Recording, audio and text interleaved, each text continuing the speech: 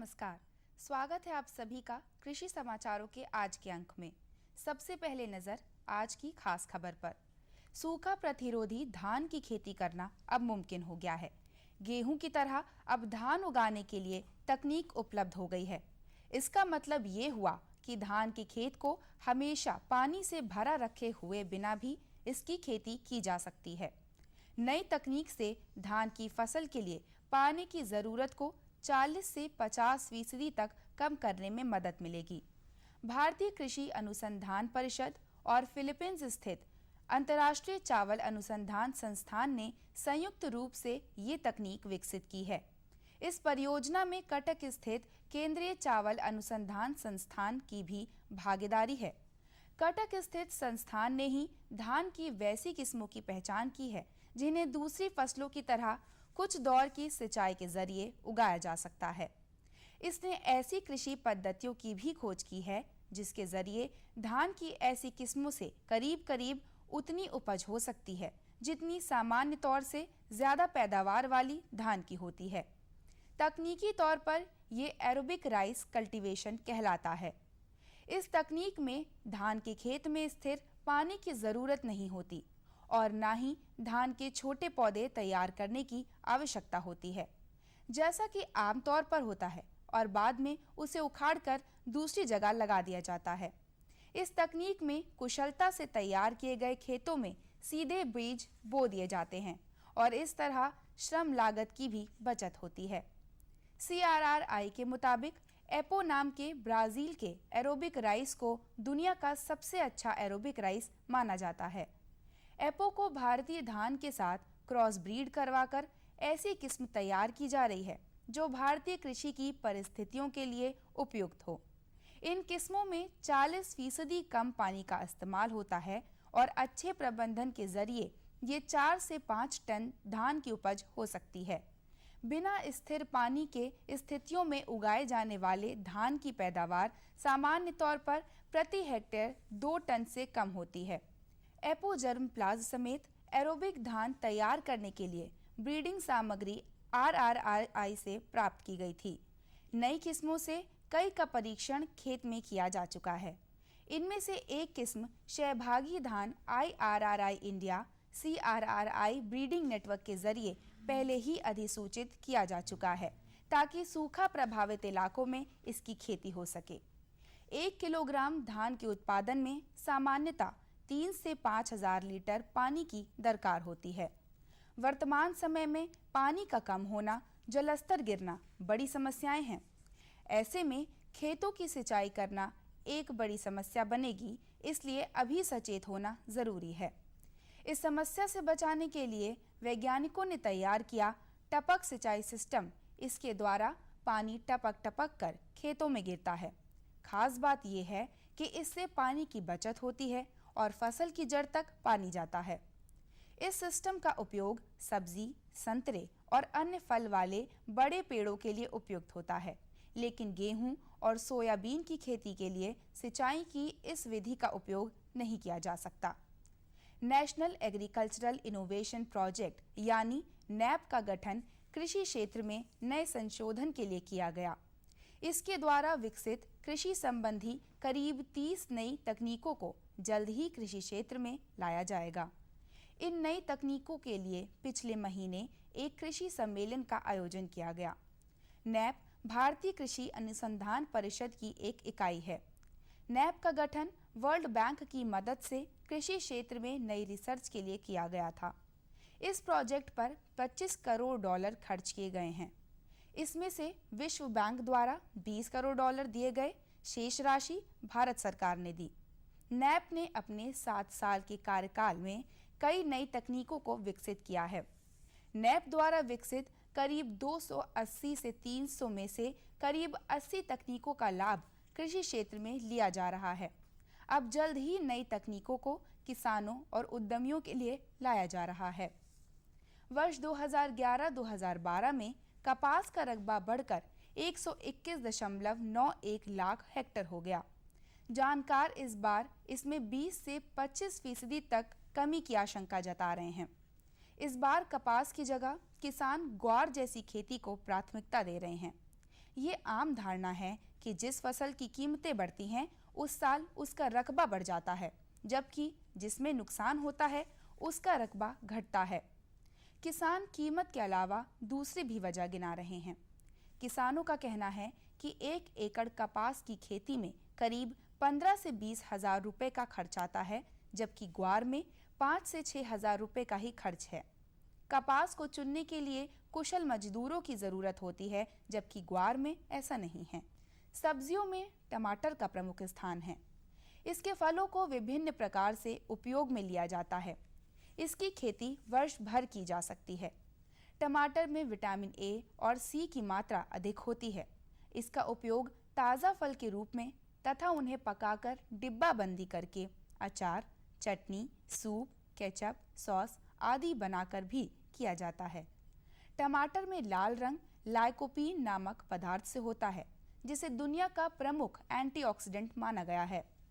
टमाटर की अच्छी पैदावार में तापक्रम का बहुत बड़ा योगदान होता है। टमाटर की फसल के लिए आदर्श तापमान 20 से 25 सेंटीग्रेड होता है। यदि तापमान 43 सेंटीग्रेड हो जाए तो फूल तथा अपरिपक्व फल गिरने लगते हैं, और यदि तापमान 13 सेंटीग्रेड से कम तथा 35 सेंटीग्रेड से अधिक होने पर फल कम आते हैं। क्योंकि इस तापमान में पराग का अंकुरण बहुत कम होता है, जिससे फलों का स्वरूप भी बिगड़ जाता है। टमाटर के उन्नत किस्मों Pusa Ruby, Pusa early dwarf, Pusa 120, Marglobe, Punjab Chhuhara, selection 120, Pant Bahar, Arka Vikas, Hisar Aruna, MTH 6, HS 101, CO 3, selection 152, Punjab Kesari, Pant T1 आदि की खेती कर किसान अच्छी पैदावार प्राप्त कर सकते हैं। किसान भाइयों, कृषि समाचारों के बाद आइए अब जानकारी लेते हैं प्रदेश की प्रमुख मंडियों के ताज़ा भावों की।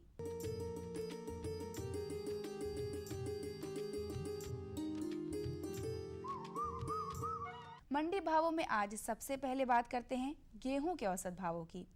लखनऊ की मंडी में गेहूं 1445 रुपये प्रति क्विंटल, इलाहाबाद की मंडी में 1500 रुपये प्रति क्विंटल, बस्ती की मंडी में 1460 और वाराणसी की मंडी में गेहूं का भाव 1490 रुपये प्रति क्विंटल रहा। बात अगर चावल के भावों की करें तो लखनऊ की मंडी में चावल 2130 रुपये प्रति क्विंटल, इलाहाबाद में 2200, बस्ती में 2050 और वाराणसी में चावल का भाव 2170 रुपये प्रति क्विंटल रहा। बात अगर चने की औसत कीमतों की करें तो लखनऊ की मंडी में चना 3500, इलाहाबाद 3580, बस्ती में 3300 और वाराणसी की मंडी में चने का औसत भाव 3440 रुपये प्रति क्विंटल रहा। सरसों की औसत कीमतों की बात करें तो लखनऊ की मंडी में सरसों 3200, इलाहाबाद 3400, बस्ती में 3265 और वाराणसी की मंडी में सरसों का औसत भाव 3350 रुपये प्रति क्विंटल रहा। सब्जियों में टमाटर पर नजर डालें तो लखनऊ की मंडी में टमाटर 450 रुपये प्रति क्विंटल, इलाहाबाद में 505, बस्ती में 500 और वाराणसी में टमाटर 540 रुपये प्रति क्विंटल के हिसाब से बिका। इसी तरह सब्जियों में प्याज के भावों की बात करें तो लखनऊ की मंडी में प्याज 1060 रुपये प्रति क्विंटल, इलाहाबाद में 1100, बस्ती में 1160 और वाराणसी में 1200 रुपये प्रति क्विंटल प्याज का भाव रहा। बैंगन की औसत कीमतों की बात करें तो लखनऊ की मंडी में बैंगन 565, इलाहाबाद में 480, बस्ती में 500 और वाराणसी की मंडी में बैंगन का भाव 560 रुपये प्रति क्विंटल रहा। और अब एक नज़र आलू के औसत भावों पर। लखनऊ की मंडी में आलू का भाव 1060 रुपये प्रति क्विंटल, इलाहाबाद में 1100, बस्ती में 1200 और वाराणसी की मंडी में आलू का भाव 1365 रुपये प्रति क्विंटल रहा।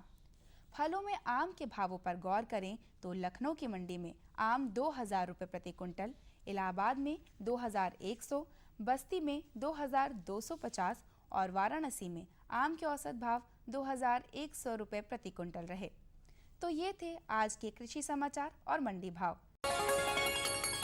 और बताओ। बस। अरे ये क्या भैया जी, बस इतनी सी रासायनिक खाद? किसानी छोड़ रहे हो क्या? किसानी नहीं, नादानी छोड़ रहे हैं। मिट्टी की जांच कराई है। अब तो लाला जी जितनी जरूरत है उतने ही उर्वरक खेत में डालेंगे। हाँ, किसान भाई आज ही अपने जिले की नजदीकी भूमि परीक्षण प्रयोगशाला में मिट्टी की जांच जरूर करवाएं और मिट्टी में पोषक तत्व, नमी व पौधे के विकास को देखते हुए केवल जरूरत के अनुसार ही पोषक तत्व डालें। और हाँ, मिट्टी में गंधक, जस्ता, बोरोन जैसे सूक्ष्म पोषक तत्वों का पता लगाना भी न भूलें। उर्वरक और जैविक खाद के सही उपयोग से भूमि का उपजाऊपन बनाए रखें, उत्पादकता बढ़ाएं, खर्चा घटाएं और बहुमूल्य विदेशी मुद्रा बचाने में भी सहयोग दें। और हाँ, धीमी गति से नाइट्रोजन उपलब्ध कराने वाले उर्वरकों जैसे नीम लेपित यूरिया को प्राथमिकता दें और यूरिया का पत्तों पर छिड़काव करें। अरे वाह, तू तो सचमुच समझदार हो गया रे। अधिक जानकारी के लिए संपर्क करें जिला कृषि अधिकारी या किसान कॉल सेंटर। अम्मा खाना दे दो ना। सबर कर गोलू, अभी दाल नहीं गली है। तू फिक्र ना कर गोलू की अम्मा, अब की बार अपनी दाल खूब गलेगी। क्या मतलब जी? अब की बार NFSM के तहत दाल की पैदावार को बढ़ाने के तरीकों को दिखाने के लिए देश में 1000 क्षेत्र चुने गए हैं, जिसमें हमारा इलाका भी आ गया है। पर इससे हमें क्या फायदा? हमें 5 एकड़ खेती के लिए खाद और कीटनाशक के अलावा बढ़िया बीजों की एक मिनी किट भी मिलेगी। इतनी दाल का करेंगे क्या जी? अरे भगवान, सरकार ने दलहन का समर्थन मूल्य भी खूब बढ़ा दिया है और इनकी खरीद का भी पूरा इंतजाम कर लिया है। इससे आमदनी बढ़ेगी और फिर हमारा गोलू अच्छे स्कूल में जाकर के कृषि वैज्ञानिक बनेगा। हाँ जी जी जी। किससे बात कर रहे थे इतना हंस हंस कर? किसान कॉल सेंटर में विशेषज्ञ से खेती के बारे में सलाह ले रहा था। सुबह भी रात को भी? किसान कॉल सेंटर सुबह 6 बजे से रात को 10 बजे तक खुलता है। रविवार को भी? साल के 365 दिन खुलता है। पर तुम ये सब क्यों पूछ रही हो? मैं तो कुछ और ही समझी थी। कृषि संबंधी समस्याओं का अपनी भाषा में तुरंत समाधान पाने के लिए पूरे भारत में किसी भी फोन से राष्ट्रीय हेल्पलाइन नंबर 1800-180-1551 पर संपर्क करें। आज तो वसूली करके ही जाऊंगा। घनश्याम, अरे ओ घनश्याम। वो तो स्कूल गए हैं। स्कूल गया है। अरे बहाना तो ढंग का बनाती। हाँ लाला, मैं स्कूल ही गया था, फार्म स्कूल, जहाँ किसानों को सिखाई जाती है खेतों में पैदावार बढ़ाने की हर बात, जैसे मिट्टी के हिसाब से सही खाद, बढ़िया बीज और जरूरत के मुताबिक कीटनाशक, ताकि कम लागत में अधिक मुनाफा। ये पकड़ लाला, तेरा हिसाब साफ।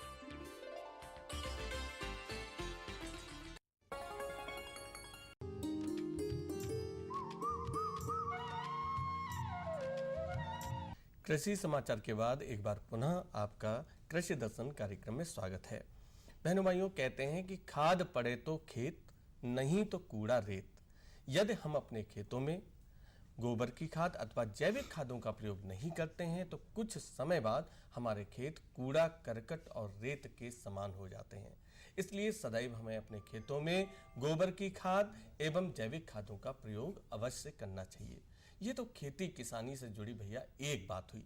ऐसी कई अन्य बातें हैं जिनकी जानकारी होना बहुत आवश्यक है। जैसे इस समय खरीफ की फसलों का मौसम है और खरीफ की मुख्य फसल है धान। तो धान की बुआई या धान की खेती हम किस तरह से करें ताकि अधिक से अधिक हमें पैदावार प्राप्त हो। तो इसी परिप्रेक्ष्य में आज हम आपको जानकारी दिलवाने जा रहे हैं श्री पद्धति से धान की बुआई। और इस विषय पर जानकारी देने के लिए आज हमारे बीच में उपस्थित हैं नरेंद्र देव कृषि एवं प्रौद्योगिकी विश्वविद्यालय कुमारगंज फैजाबाद के वरिष्ठ वैज्ञानिक डॉक्टर अख्तर हुसैन जी। डॉक्टर साहब, आपका बहुत बहुत स्वागत है। धन्यवाद। डॉक्टर साहब, सबसे पहले हम ये जानना चाहेंगे कि ये श्री पद्धति है क्या और इससे हमारे किसान भाइयों को क्या लाभ हो सकता है? ऐसा है, धान की खेती हमारे किसान भाई बहुत सालों से कर रहे हैं और वो रोपाई विधि से धान की खेती करते हैं। श्री पद्धति का जो मतलब होता है SRI, system of rice intensification के नाम से हुआ है। ये पद्धति पहले मेडागास्कर में 1980 में शुरुआत की गई और धीरे धीरे कई मुल्कों से होते हुए हमारे देश में भी आई और पिछले 10 सालों से खास करके तमिलनाडु, बिहार और उड़ीसा में बहुत से किसान खेती इसकी कर रहे हैं। और अभी रकबा कम है। हमारे उत्तर प्रदेश में बहुत सी एजेंसी जो हैं, कृषि विज्ञान केंद्र हैं और गवर्नमेंट की एजेंसीज हैं जो इस विधि से बताती हैं खेती करने में। इस विधि में जो सबसे बड़ा फ़ायदा है, इसमें आपको रुपाई के मुकाबले में 30 से 40% अधिक पैदावार मिलेगी। साथ ही साथ जो पानी की मात्रा कम मिलेगी। और आने वाले दिनों में जब हम बात करते हैं तो आने वाले दिनों में पानी की मात्रा घटती जाएगी, क्योंकि पानी के लिए ही सारी समस्या पैदा हो रही है। बिना पानी के धान हो नहीं सकता। जैसा कि सारे लोग जानते होंगे कि 3000 से 5000 लीटर पानी की आवश्यकता होती है 1 किलो चावल के पैदा करने में। तो धान की फसल में चूंकि पानी बरसता है, हमारे खरीफ के सीजन में जो बरसात का सीजन होता है, तो श्री पद्धति के बारे में मैं आज किसान भाइयों से कहना चाहेंगे कि अगर आप इसको अपनाते हैं तो खास करके हमारे जो छोटे काश्तकार हैं जिनके पास रकबा कम है, बहुत अच्छा मुनाफा कमा सकते हैं। मुनाफा इस माने में कि जिसमें बीज की मात्रा लगेगी, अगर आप 1 एकड़ की बात करते हैं तो इस पर 3 किलोग्राम की बीज पर्याप्त है 1 एकड़ की रुपाई के लिए। और अगर आप क्या नाम है इसमें एरिया की बात करते हैं तो 40 स्क्वायर मीटर एरिया में 4000 स्क्वायर मीटर का 1 एकड़ होता है, उसके लिए रुपाई के लिए पर्याप्त है। लेकिन इसमें जो 3-4 मुख्य बातें हैं जो अलग करती हैं रुपाई से, वो ये हैं। रुपाई तो इसमें भी होगी, लेकिन जो नर्सरी आप डालेंगे वो 10 से 12 दिन 14 दिन से ज़्यादा पुरानी नहीं होनी चाहिए। और जो हम पारंपरिक विधि से धान की रुपाई करते हैं उसकी नर्सरी मुख्य रूप से 21 दिन बाद करते हैं। कहने का मतलब वो नर्सरी मजबूत होती है, ये नर्सरी उसके मुकाबले में कमज़ोर होती है। तो डॉक्टर साहब, श्री पद्धति द्वारा हम किस तरह से नर्सरी की तैयारी करते हैं? तो इसलिए इसका नर्सरी डालना ही सबसे बड़ा महत्वपूर्ण मामला है कि अगर किसान भाई नर्सरी सही ढंग से नहीं डाल पाएंगे, खास करके पहले उस खेत में उनको नर्सरी डालनी है जहां वो धान की रुपाई करें। और श्री पद्धति से धान की खेती मुख्य रूप से जो ऊंची ज़मीनें हैं जहां पानी बरसने के बाद अगर आप काट दें उसके मेड़ों को तो पानी बह जाए, वहीं पे खेती आप कर सकते हैं, तो अच्छी पैदावार होगी। तो इसके लिए आपको बेड बनाना पड़ेगा। ये नहीं कि जैसे आप धान की नर्सरी आमतौर पे डालते हैं, आपका चपटा खेत है, आपने उसकी जुताई किया, पानी भरा और जरई किया, जैसे आप सीड को भिगो देंगे 20 से 25 घंटे और फिर उसको बाहर निकाल देंगे, फिर बोरों से भर देंगे, जैसे अंकुरित होता है धान, फिर ले जाके बुआई करते हैं नर्सरी के लिए, इसमें भी वही करेंगे। लेकिन इसमें जो करना होगा, आप वो बनाना पड़ेगा, बेड बनाना पड़ेगा, जो बेड आपको 4-5 इंच ऊंचा होगा और नीचे नालियाँ उसके रहेंगे कि जिससे पानी इस पर नहीं लगना चाहिए, नीचे से वो गीला हमेशा बना रहे। तो ये किस तरह से बेड बनाते हैं डॉक्टर? ऐसा बेड बनाने के लिए आपको नीचे सबसे पहले, अगर आपके एरिया में केले वेले का पेड़ है, केला हर जगह है, तो केले की पत्तियां बिछा देते हैं, क्योंकि इसकी जड़ नीचे नहीं जानी चाहिए। और ऐसा देखा गया है कि 10-12 दिन में करीब आपकी 8-10 इंच की गहराई तक जड़ें चली जाती हैं। तो इसमें मुख्य रूप से इस विधि में यही होता है कि जड़ों का महत्व होता है कि जब हम अर्ली रोपाई करते हैं, 10 या 12 दिनों पे ही रोपाई की बात करते हैं, तो इसमें जड़ इतनी ज़्यादा बढ़ जाती है कि प्रचुर मात्रा में जो उर्वरक हम डालते हैं उसमें प्रयोग हो जाता है, ये सारे का सारा ले लेती हैं। दूसरे इस विधि में ऑर्गेनिक फर्टिलाइजर जिसको हम कहते हैं, जैविक खाद कहते हैं, कंपोस्ट खाद कहते हैं और केचुए की खाद कहते हैं, इस तरीके से जो भी खाद हमारी फसल अवशेषों से बनती हैं उनका प्रयोग करते हैं। और इसमें बोरे वाली खाद जिसको हम नाइट्रोजन फास्फोरस पोटास के नाम से जाते हैं, उसकी मात्रा आधी कर देते हैं। तो इसमें जो हमको गुणवत्ता वाली वो भी मिलता है, जो हमको पैदावार मिलती है उसमें भी गुणवत्ता होती है, महक होती है, टेस्ट होती है, दाने भी बहुत मजबूत होते हैं। तो देखिए नर्सरी की बात जब चल रही है तो हमारे किसान भाई ऐसे ले लें, अगर उनको नहीं मिलता है तो फटा चिटा जो बोरे आते हैं सीमेंट के या खाद वाले आते हैं, उसको ज़मीन में 5-6 इंच के नीचे कर दें, उसके ऊपर मिट्टी कर दें। और इसके लिए जो क्यारी बनाएंगे, बेड बनाएंगे, वो 1.25 मीटर लंबी बनाएं और 8 मीटर चौड़ी बनाएं। अगर 1.25 मीटर लंबी 8 मीटर चौड़ी की 4 बेड वो बना लेंगे तो 1 एकड़ के लिए पर्याप्त है।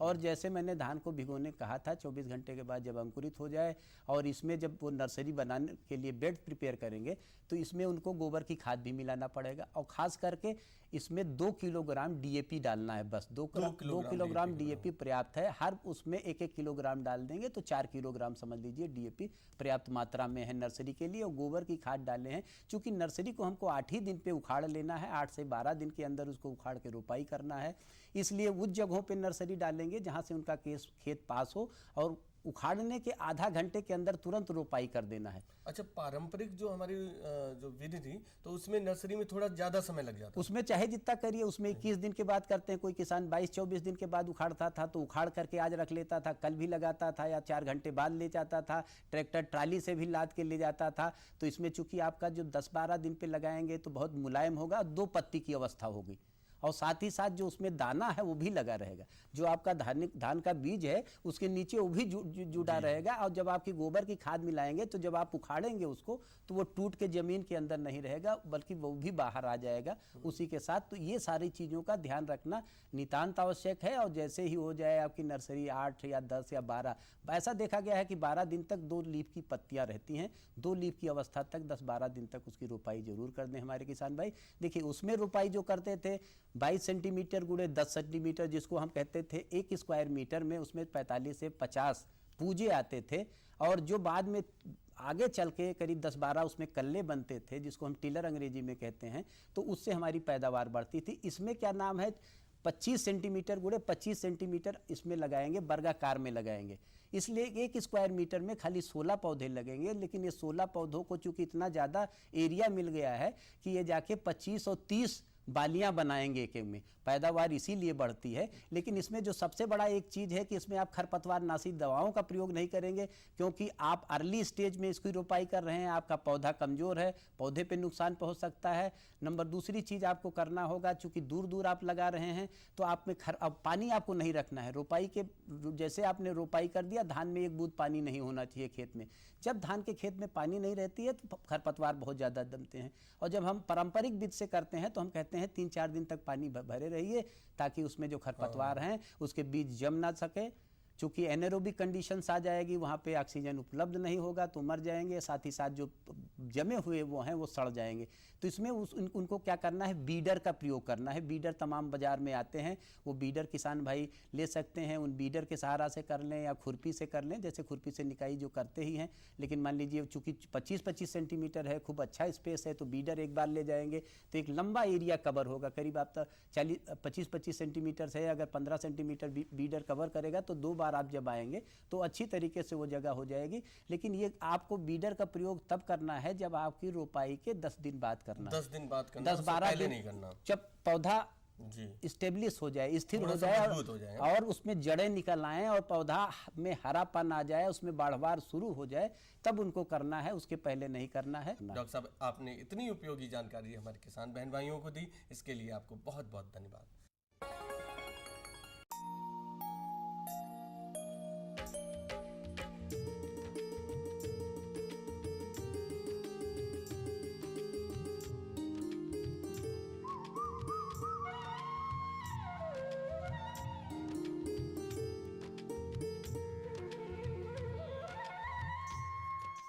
खेती किसानी के बाद प्रस्तुत हैं मौसम समाचार।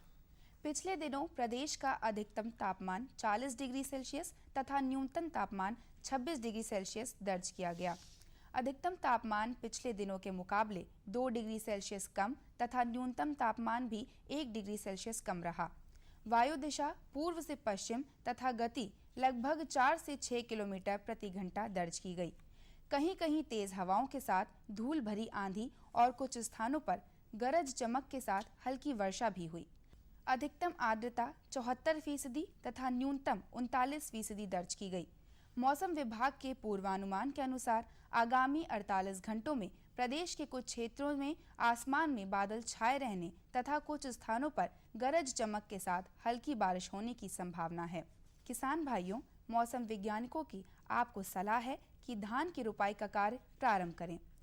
हरी खाद हेतु बोई गई सनई व ढैचा में बुआई के 40 से 45 दिन बाद पलटाई करें तथा पानी लगाकर तैयार धान के पौध की रोपाई करें। अधिक जल भराव वाले क्षेत्रों में धान की संस्तुत प्रजातियों जैसे जलनिधि, जलप्रिया तथा जलमग्न आदि की सीधी बुआई करें। यदि धान के पौधे 1 माह से अधिक अवधि के हों तो 3 से 4 पौधे एक साथ रोपें तथा ये ध्यान रखें कि रोपाई के समय खेत में 3 से 4 सेंटीमीटर तक पानी अवश्य भरा हो। खरीफ सब्जियों की खेती में खरपतवार नियंत्रण, हल्की सिंचाई व संस्तुत मात्रा में नाइट्रोजन की टॉप ड्रेसिंग का कार्य करें। लता वर्गीय सब्जियों की खेती में हॉपर कीट की रोकथाम के लिए रोगोर कीटनाशक 2 मिलीलीटर प्रति लीटर पानी की दर से घोल बनाकर छिड़काव करें। टमाटर, मिर्च व बैंगन की पौधशाला में इस मौसम में पौधों को तेज धूप से बचाने के लिए 40% छायादार नेट से 6.5 फीट की ऊंचाई पर ढकने का कार्य करें। इस मौसम में मूंगफली की संस्तुत प्रजातियों के प्रमाणित बीजों की बुआई खेत की तैयारी उपरांत प्रारंभ कर सकते हैं। फलों के नए बाग के रोपण हेतु रेखांकन व गड्ढों की खुदाई का कार्य प्रारंभ करें तथा पौधों व पंक्तियों के बीच की दूरी निम्न प्रकार से रखें, जैसे आम में 12 मीटर, आंवला तथा लीची में 10 मीटर, बेर में 8 मीटर, अमरूद में 6 मीटर, अंगूर में 3 मीटर और पपीते में 2 मीटर रखें। तो किसान भाइयों, ये थे आज के अंक के मौसम समाचार। अगले अंक में मौसम संबंधी कुछ और नई जानकारियों के साथ हम फिर उपस्थित होंगे। तब तक के लिए नमस्कार।